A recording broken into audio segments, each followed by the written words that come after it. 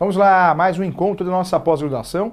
E nesse momento nós já falamos, lá no início da nossa pós, nós falamos a respeito da parte de posse, mas a parte material.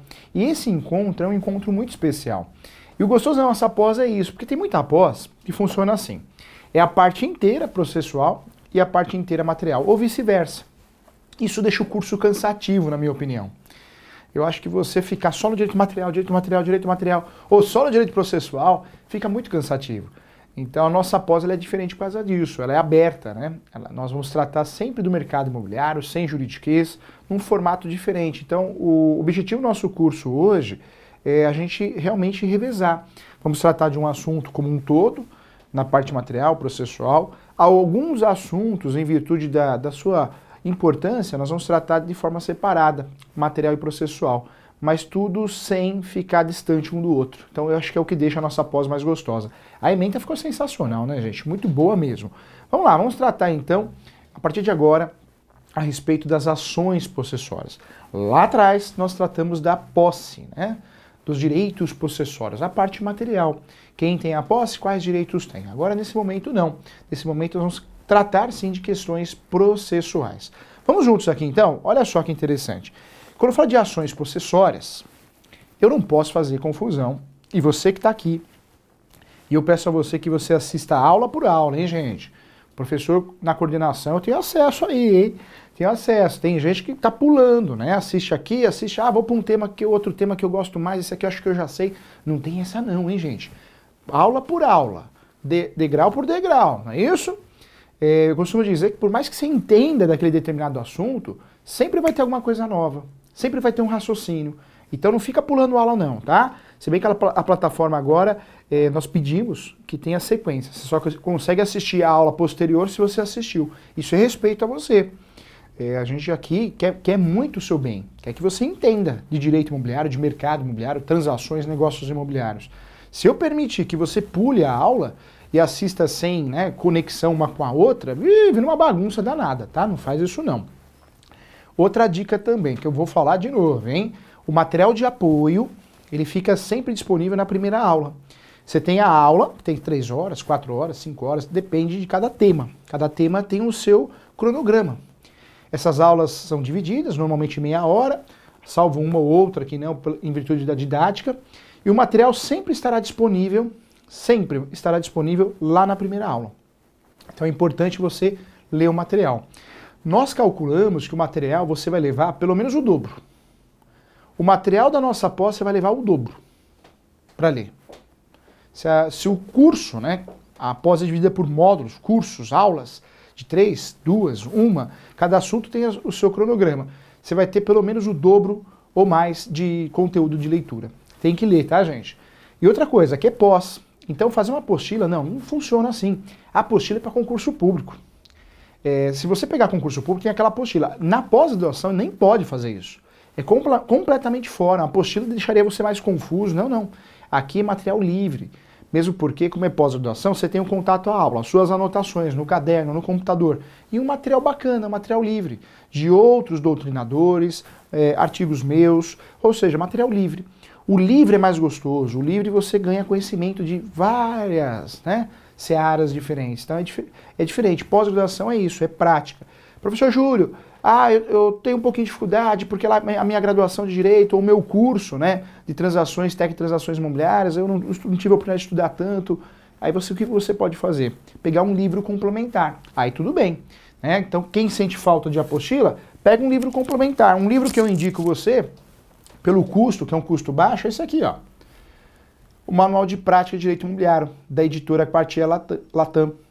Você acha com facilidade no site da própria editora, no site da Amazonas, está cheio, nas melhores livrarias do Brasil. Esse livro aqui, lá atrás, muita gente teve dificuldade de comprar, por quê? Porque esgotou, né? Vendeu tanto que esgotou.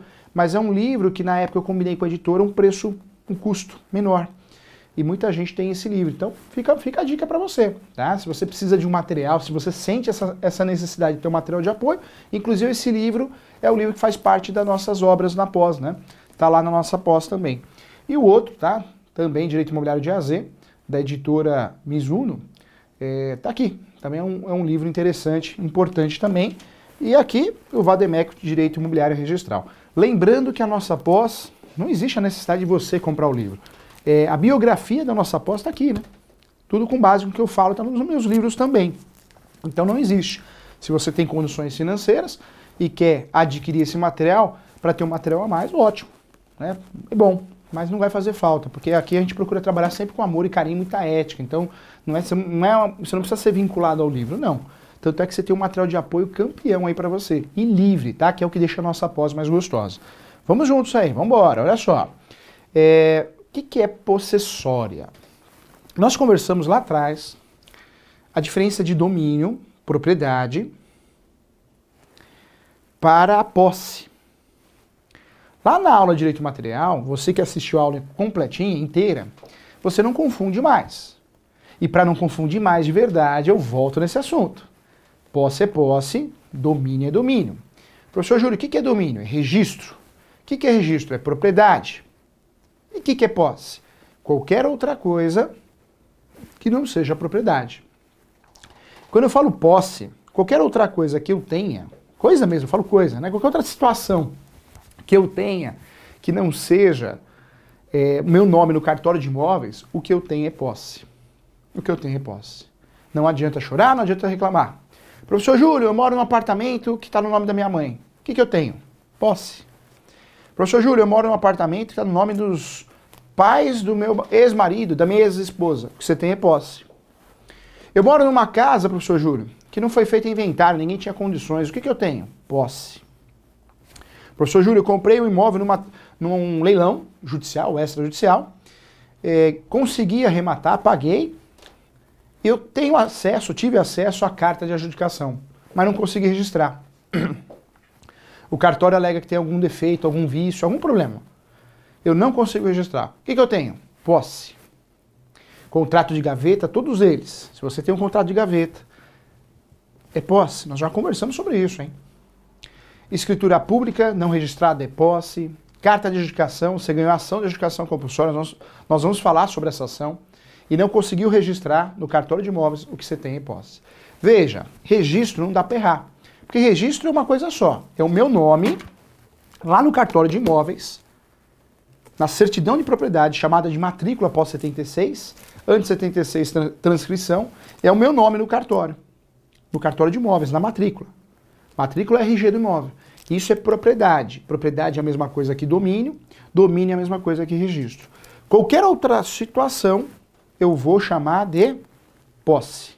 Qualquer outra situação, eu vou chamar de posse. Tá? Então, fique atento em relação a isso. Posse, eu vou chamar de posse. Deixa eu bater um papo com você em relação à forma adequada. O professor que deu aula, sábado, o dia todo, na pós-graduação. E aí um aluno perguntou, professor Júlio, quando eu compro um imóvel irregular, qual que é o contrato correto? Eu já falei sobre isso e volto a falar. Não tem meio termo, gente, não tem meio termo, eu garanto para você, presta atenção aqui, pelo amor de Deus. Professor, estou comprando um imóvel irregular. No Brasil, quando compramos um imóvel irregular, tem nome esse contrato. Qualquer outro contrato que você faça, inventando outro nome para ficar mais bonitinho, tá errado. Você errou o contrato. Inclusive, deixa eu falar um negócio muito importante aqui. O professor Júlio, você vê o que é, né? Como Deus é maravilhoso. Num domingo, ontem, estava em casa, e aí eu sempre entro no Google. O Google tem um jornalzinho, tem as informações, várias informações, né? Aí tinha lá um artigo, né, nesse jornalzinho do Google, eu cliquei nesse artigo porque estava falando de regularização de imóveis através de uso capião. Quando eu clico nele, eu falei assim, deixa eu ver se eu vejo alguma coisa de novo, trazer para os alunos. O estudo é constante. Esse negócio que eu sei tudo, não existe. Todo mundo, né? Todo mundo tem alguma coisa para aprender de novo. O direito, as transações, o mercado imobiliário sofre uma mutação constante. Aí quando eu cliquei, né, nesse artigo, aí tive uma homenagem. Eu fiquei tão feliz, gente, muito feliz mesmo. Olha que legal aqui, ó, que bacana a homenagem aqui. Deixa eu dividir com você. Eu fiquei muito feliz, né? Isso está acontecendo.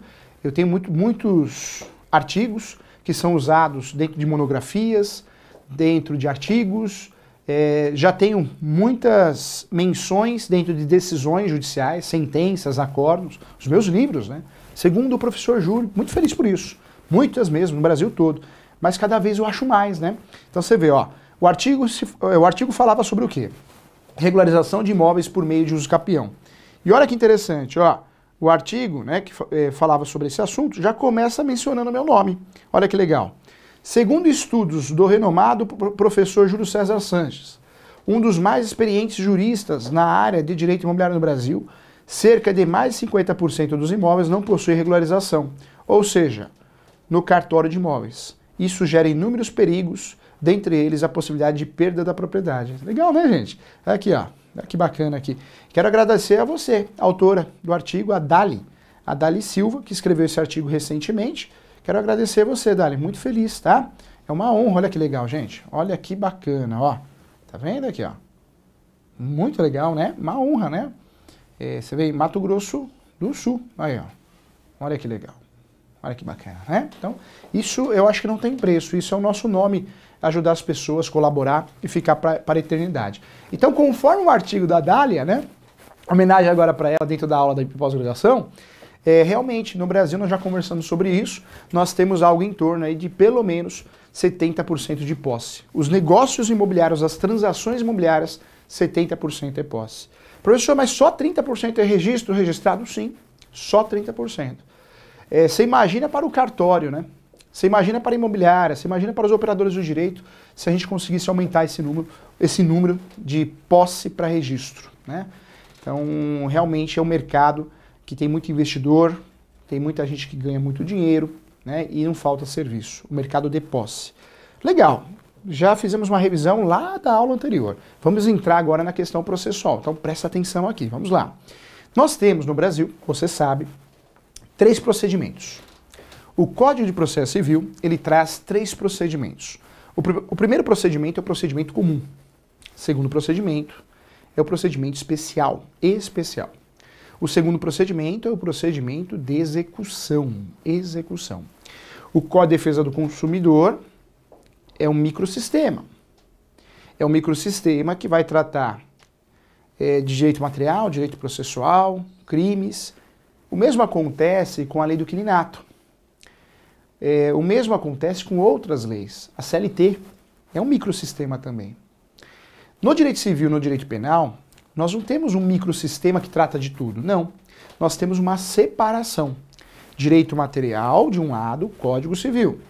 Direito processual do outro, processo civil. O mesmo acontece no direito penal. Direito penal, Código de Direito Penal e Código de Processo Civil. Ou melhor, Código de Processo Penal. Então, esses ramos, né, que são chamados ramos originários, é o começo de tudo, ele não é um microsistema que trata de tudo. Ele separa de verdade direito material e direito processual. O Código de Processo Civil ele vai tratar de direito processual. Lá naquela aula de posse, onde nós tratamos os direitos da posse, da propriedade, nós tratamos de direito material. Aqui, o objetivo da aula é tratar de direito processual. Quando eu falo de direito processual, o que vai prevalecer é o Código de Processo Civil. Se for lá no âmbito penal, processo penal, mas não é o caso. No Código de Processo Civil, nós temos então 3 procedimentos: comum, execução e procedimento especial. Troquei a ordem, mas não importa, é a mesma coisa, 3, né? Quando eu falo do procedimento comum, é o mais demorado, é o mais cansativo, porque o procedimento comum, a parte, o autor, quando ingressa com uma ação, quando processa, o que ele precisa fazer? Passar por toda a primeira fase, que é uma fase cansativa, demorada.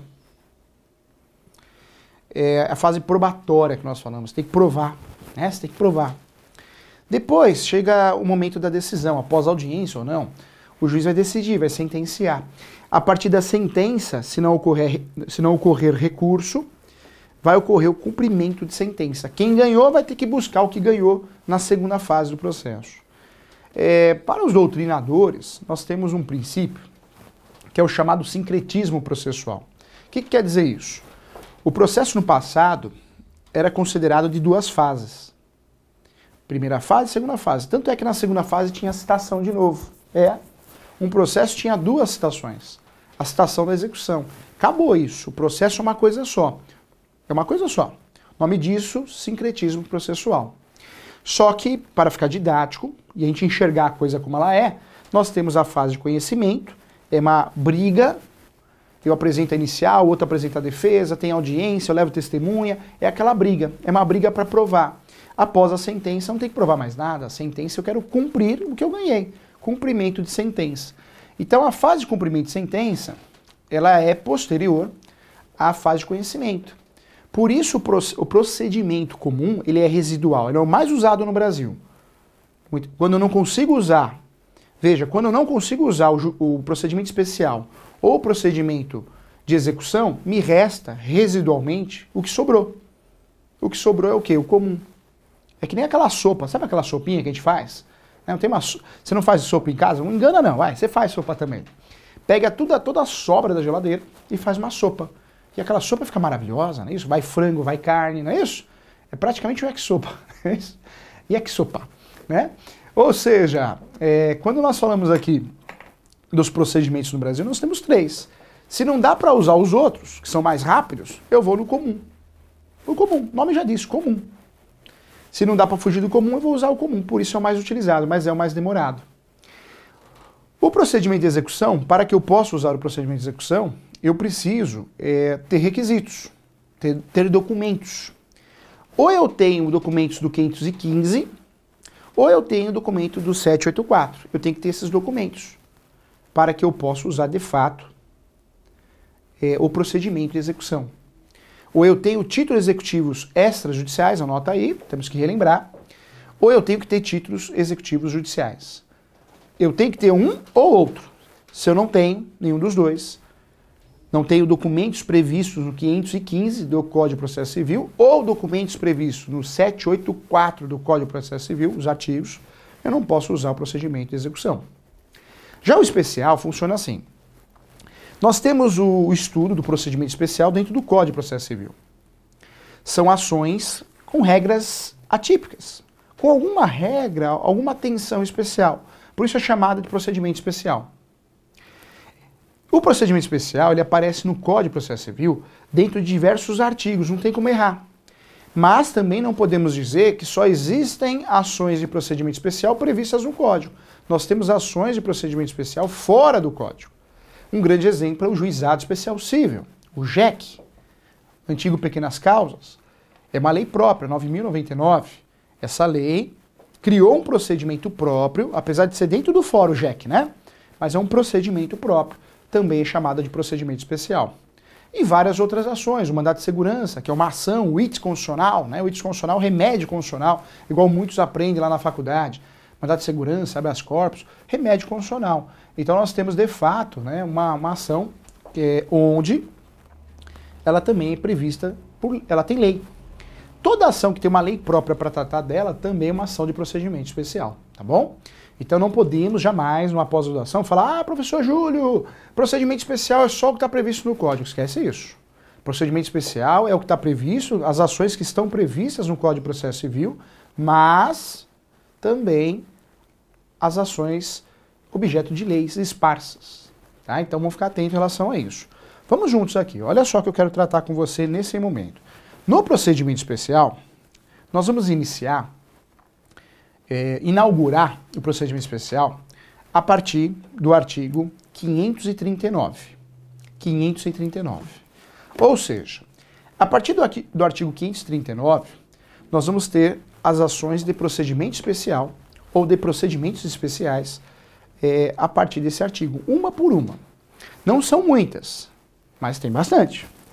A primeira ação de procedimento especial que aparece é a ação de consignação de pagamento, que é essa aqui, que aparece aqui no artigo 539, não pode ser confundida com aquela ação que aparece na Lei 8.245 de 91, que é a lei da locação, a lei do inquilinato.